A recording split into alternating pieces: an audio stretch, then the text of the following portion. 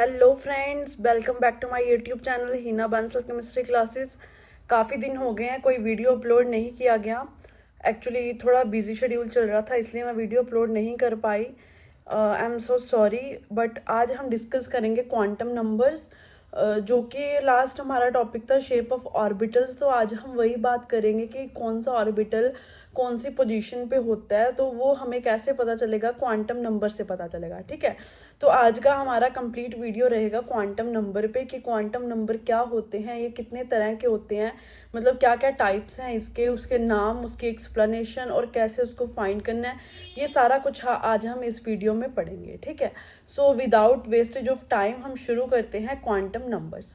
अगर आप मेरे चैनल पे पहली बार आए हो तो प्लीज़ चैनल को सब्सक्राइब ज़रूर कीजिएगा। वैसे तो मुझे बहुत प्यार मिल रहा है ऑडियंस का, इसीलिए मैं वीडियोस अपलोड करती हूँ। और अगर आपको भी कोई टॉपिक चाहिए तो उसके रिगार्डिंग मैं वीडियो ज़रूर अपलोड करूँगी। आप कमेंट सेक्शन में मुझे बता सकते हो, और नीचे डिस्क्रिप्शन में मेरी मेल आईडी भी दी होती है। अगर किसी को कोई भी क्वारी तो आप मेल भी कर सकते हो। ठीक है, सो स्टार्ट करते हैं quantum number. Firstly we know about what is quantum numbers. ठीक है, तो quantum numbers are identification numbers for an individual electron in an atom.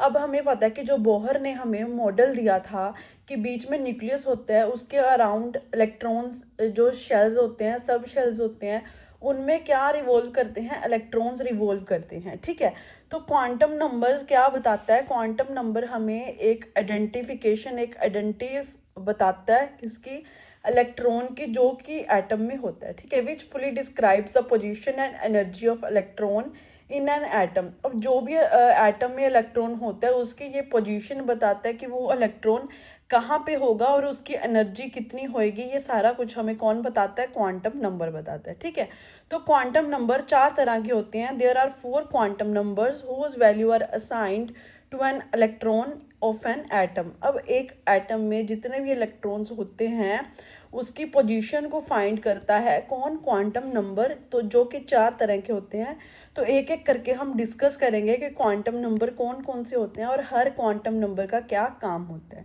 ठीक है, so first quantum number is principal quantum number. So let's start guys on the basis of quantum mechanics and spectroscope। ये जो quantum mechanics पे और spectroscope पे ही base करते हैं कौन, क्वांटम नंबर्स। ठीक है, तो हमने क्वांटम नंबर्स आज चार तरह के पढ़ने हैं। कौन कौन से हैं, फर्स्ट है principal quantum number, second azimuthal quantum number, magnetic quantum number and spin quantum number. अब इसकी नोटेशंस भी देख लो आप, क्योंकि आगे हम यही डिस्कस करेंगे तो मैं आपको बार बार इसकी नोटेशन से यूज करूंगी, तो बार बार हम पूरा नाम नहीं बोलेंगे। तो इस वजह से आप यहाँ पे पहले ही पढ़ लो। सबसे पहले आता है प्रिंसिपल क्वांटम नंबर, जिसको हम एन से डिनोट करेंगे। देन आता है एजीमुथल क्वांटम नंबर, इसको एल से डिनोट करेंगे और इसको हम सब्सिडायरी भी बोलते हैं। ठीक है, मेन इसका नाम एजीमुथल ही है, ये बहुत कम यूज होता है बट आपको पता होना चाहिए। थर्ड आता है मैग्नेटिक क्वांटम नंबर, जिसको हम स्मॉल एम से डिनोट करेंगे, ये भी याद रखना, small n, small l, small m. और स्पिन क्वांटम नंबर को हम स्मॉल एस से डिनोट करेंगे। ठीक है, तो ये हो गए क्वांटम नंबर्स जो कि हमने पढ़ने हैं, एक एक करके हम डिस्कस करते हैं और ये थी इसकी नोटेशंस। तो सबसे पहले हम प्रिंसिपल क्वांटम नंबर की डिटेल पढ़ते हैं। तो यहाँ पे देखिएगा इस principal quantum number, principal quantum number हमें क्या बताता है, this number describe the energy levels और शेल्स अराउंड द न्यूक्लियस। अब हमें पता है कि न्यूक्लियस के अराउंड बहुत सारे शेल्स होते हैं। ठीक है, तो प्रिंसिपल क्वांटम नंबर हमें वही बताता है कि कौन सा इलेक्ट्रॉन कौन से शेल में पाया जाएगा। ठीक है, तो this number describe the energy level, मतलब या तो हम इसको एनर्जी लेवल भी बोल सकते हैं या शेल भी बोल सकते हैं। तो इसका मोटिव क्या है कि जो हमारे इलेक्ट्रॉन्स प्रेजेंट होते हैं अराउंड द न्यूक्लियस, तो वो कौन से शेल में प्रेजेंट होंगे, ये कौन बताता है हमें, प्रिंसिपल क्वांटम नंबर। ठीक है, तो प्रिंसिपल क्वांटम नंबर के अकॉर्डिंग अगर n1 है तो ये जो इलेक्ट्रॉन है वो k शेल में होएगा, अगर n2 है तो वो l शेल में होएगा, अगर n3 है तो वो m शेल में होएगा, अगर n4 है तो वो n शेल में होएगा। ठीक है, तो ये आप याद रखना, according to principal quantum number अगर n की वैल्यू 1 2 3 4 है तो उसके अकॉर्डिंग ये शेल्स हैं k l m n। यहाँ पे हमने ये न्यूक्लियस ड्रॉ करा है प्लस साइन का, न्यूक्लियस के अराउंड क्या है, बहुत सारे शेल्स हैं। ठीक है, जिसको हमने नाम दिया, फर्स्ट शेल का नाम है k l m और n। ठीक है, अगर n की वैल्यू 1 है तो मतलब ये नंबर 1 पे रहेगा इलेक्ट्रॉन, 2 पे है तो l, 3 पे m और 4 पे n, तो ये 4 हैं शेल्स। ठीक है, तो प्रिंसिपल क्वांटम नंबर हमें क्या बता रहा है, एनर्जी लेवल बता रहा है और शेल बता रहा है जो कि अराउंड द न्यूक्लियस के अराउंड हैं। ठीक है, तो यहाँ पे मैं आपको एक टिप दूंगी जो कि बहुत ही इम्पॉर्टेंट है। अब ये बात याद रखना कि n की वैल्यू कभी भी 0 नहीं हो सकती। n हमेशा स्टार्ट होएगा 1, 2, 3 और 4। ठीक है, अगर n की वैल्यू 0 है तो वो शेल एग्जिस्ट ही नहीं करता, तो मतलब इसका क्या हुआ कि वो इलेक्ट्रॉन ही वहाँ पे प्रेजेंट ही नहीं है। ठीक है, तो ये थी हमारी आज की टिप। तो ऐसी छोटी छोटी टिप्स मैं आपको साथ साथ में देती रहूँगी जो कि आपके आगे एग्जाम में बहुत ज़्यादा बेनिफिशियल रहेगा आपको। ठीक है, तो ये टिप बहुत इंपॉर्टेंट है। N can never be zero, it starts to 1 and and to 4। मतलब ये स्टार्ट कहाँ से होएगी, 1 से, और एंड इसका कहाँ पे होएगा, 4 पे होएगा। तो ये 0 कभी भी नहीं हो सकता। ठीक है, तो इसके अकॉर्डिंग हम आगे क्वेश्चंस भी करेंगे ताकि आपको ज़्यादा अच्छे से समझ में आ सके। नाउ हम यहाँ पे बात करते हैं एजीम्यूथुअल क्वांटम नंबर। फर्स्ट हमने पढ़ लिया प्रिंसिपल क्वांटम नंबर जो कि हमें क्या बताता था, एनर्जी लेवल और शेल्स बताता था। नाउ हम बात करते हैं एजीम्यूथुअल क्वांटम नंबर जिसकी नोटेशन है स्मॉल एल। ठीक है, this number describe the shape of सब एनर्जी लेवल्स। अब यहाँ पे ये क्या डिनोट, एल जो है वो क्या बताता है, शेप बताता है सब एनर्जी लेवल्स की with in the main shells. जो भी हमारे शेल हैं उसके अंदर जो एनर्जी लेवल्स हैं ये उनकी शेप को डिनोट करता है। ठीक है, तो ये बहुत ध्यान से देखना। हमें पता है कि एल की स्फेरिकल एस ऑर्बिटल की स्फेरिकल शेप होती है, पी की डम्बल होती है, डी और एफ। अगर आपने ये आपको शेप्स नहीं पता तो इसका लिंक आपको डिस्क्रिप्शन में भी मिल जाएगा। इसकी मैंने इससे पहले का जो हमारा लेक्चर था वो शेप्स पे ही था कि what is shape of S P D orbitals. तो अगर आपने वो नहीं देखा तो प्लीज़ आप वो देखिए, तभी आपको ये ज़्यादा अच्छे से क्लियर होएगा। इसीलिए मैं बोलती हूँ कि आप प्ले लिस्ट ओपन करके कंटिन्यूज वहाँ से वीडियोज़ देख सकते हो। ठीक है, तो इसके रिगार्डिंग मैंने कम्युनिटी में पोस्ट में बहुत सारे MCQs भी डाले हुए हैं, वहाँ पे भी आप आंसर ज़रूर कीजिए ताकि आपको अपनी नॉलेज भी बिल्डअप करने का मौका मिले और हमें भी थोड़ा मोटिवेशन मिले।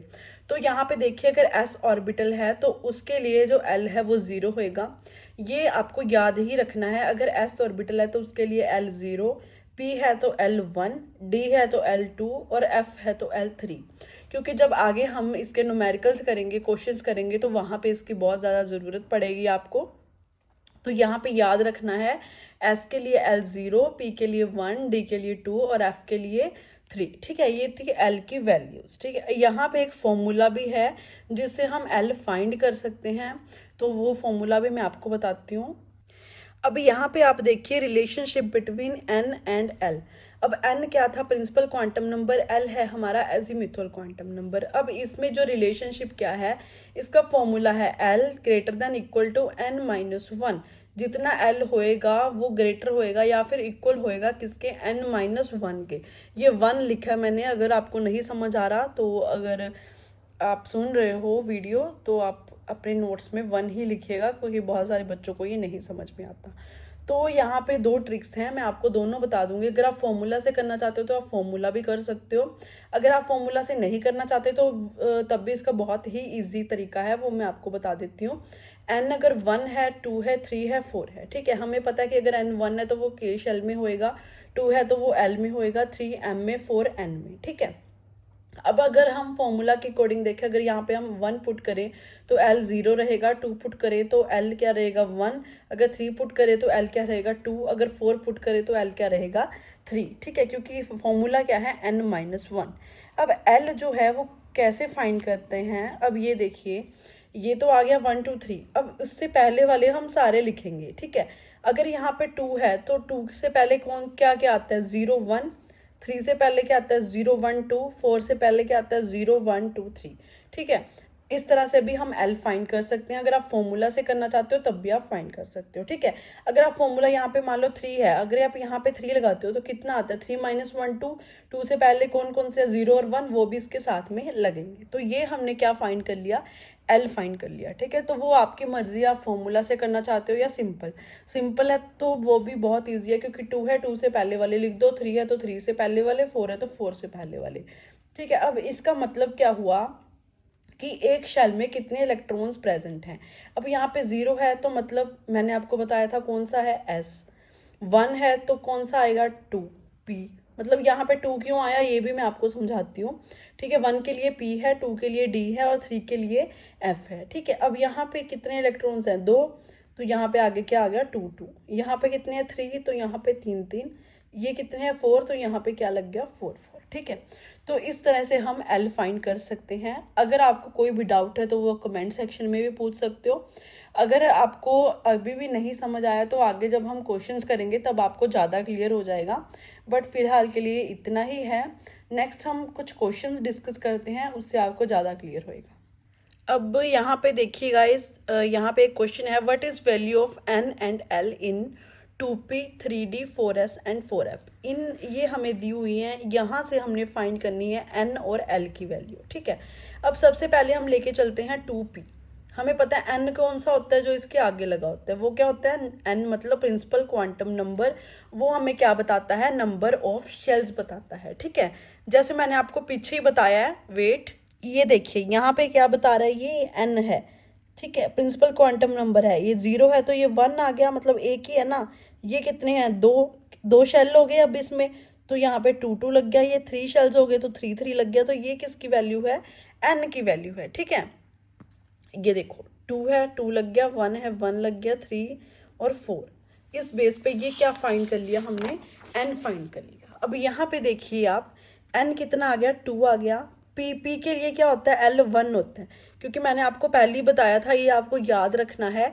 S के लिए वैल्यू क्या होगी? 0, P के लिए 1, D के लिए 2, F के लिए 3। ठीक है, तो यहाँ पे L क्या आ गया? 1। अब इसमें क्या होगा? N कितना हो गया? 3। D के लिए L की वैल्यू क्या है? D के लिए L की वैल्यू है 2, 2 आ गई। इसमें N 4 है, S के लिए L की वैल्यू कितनी है? 0 0 आ गया। ठीक है, नेक्स्ट है 4F, N की वैल्यू कितनी है? 4, F के लिए L की वैल्यू कितनी है? 3, तो ये 3 आ गया। इस तरह से हम फाइंड कर सकते हैं N और L की वैल्यू। नाउ हम बात करते हैं मैग्नेटिक क्वांटम नंबर। ठीक है, मैग्नेटिक क्वांटम नंबर हमें क्या बताता है और हम कैसे फाइंड करेंगे, ये हम पढ़ते हैं।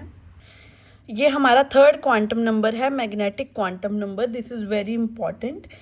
This number describe the orbitals with the सब शेल्स। अब हमने शेल्स तो पढ़ लिए, सब शेल्स भी पढ़ लिए। अब ये क्या डिस्कस करता है? ये नंबर हमें बताता है, it describes the orbitals with the sub shell. अब सब शेल में कितने ऑर्बिटल्स प्रेजेंट होंगे, ये हमें सारा कुछ कौन बताता है? Magnetic quantum number. ऑर्बिटल्स क्या है? Orbitals it is the 3 dimensional region around the nucleus. अब अराउंड द न्यूक्लियस जो भी शेल्स पाए जाते हैं उसको हम ऑर्बिटल्स बोलते हैं। ठीक है, अब ऑर्बिटल्स और सब शेल में क्या रिलेशन है ये हम पढ़ेंगे मैग्नेटिक क्वांटम नंबर में। ठीक है, तो सब शेल हमें कौन बताता था? एजीमुथल क्वांटम नंबर L, और ऑर्बिटल्स क्या है यहाँ पे? M। ठीक है, तो इसके बीच का रिलेशन क्या है? -L less than equal to M less than equal to +L। अब जो भी मतलब यहाँ पे L की वैल्यू होएगी वो नेगेटिव और पॉजिटिव दोनों में ही लाई करेगी, उसको ही हम बोलेंगे M की वैल्यू। ठीक है, होप सो सबको क्लियर दिख रहा हो। तो यहाँ पे हम स्टार्ट करते हैं। हमें पता है अगर L 0 1 2 3 है तो SPDF आएगा। अब 0 है तो -0 to +0, 1 है तो -1 to +1, -2 to +2, -3 to +3। ठीक है, अब M की वैल्यू हम कैसे फाइंड करेंगे? अब यहाँ पे देखिए ML कितना रहेगा? 0, -1 0 +1, -2 to +2 है, -2 -1 0 +1 +2। यहाँ पे -3 to +3 है, -3 -2 -1 0 1 2 3। ठीक है, अब ये क्या आ गए? हमारे M की वैल्यू आ गई ML। बहुत ध्यान से देखना, ये बहुत इंपॉर्टेंट है क्योंकि ये एग्जाम में क्वेश्चन डेफिनेटली आता ही आता है। तो ये 4 मार्क्स में भी क्वेश्चन आ जाता है, 2 मार्क्स में भी आता है, मतलब डेफिनेटली ये क्वेश्चन आपको एग्जाम में मिलेगा ही मिलेगा। सो इसलिए मैं बोल रही हूँ बहुत ध्यान से पढ़ना। तो यहाँ पे देखिए एक ही वैल्यू है तो 1 ऑर्बिटल, यहाँ पे कितने? 3 ऑर्बिटल, 1 2 3 4 5 5 ऑर्बिटल, 1 2 3 4 5 6 7 7 ऑर्बिटल। ठीक है, अब हमें पता है डी में कितने ऑर्बिटल्स होते हैं? 5, पी में 3 होते हैं, एस में 1 होता है और एफ में 7 होते हैं। तो इस बेस पे भी हम पता लगा सकते हैं और यहाँ पे वैल्यूज फाइंड करके भी पता लगा सकते हैं। ठीक है, तो ये था हमारा मैग्नेटिक। नाउ हम पढ़ते हैं स्पिन क्वांटम नंबर। इसके बेस पे हम आगे क्वेश्चंस भी पढ़ेंगे जिसमें हम चारों के चारों क्वांटम नंबर फाइंड करेंगे, तब आपको ज़्यादा अच्छे से समझ में आ जाएगा। ठीक है, तो बात करते हैं स्पिन क्वांटम नंबर की। स्पिन क्वांटम नंबर हमें क्या बताता है, इसकी नोटेशन है ms। This number describes the motion of an electron with in the orbital. अब हमें पता है कि जो इलेक्ट्रॉन है वो मोशन में रहता है ऑर्बिटल में, वो एंटी क्लॉकवाइज भी घूम सकता है, वो क्लॉकवाइज भी घूम सकता है, ठीक है, उसकी अपनी रोटेशन भी होती है।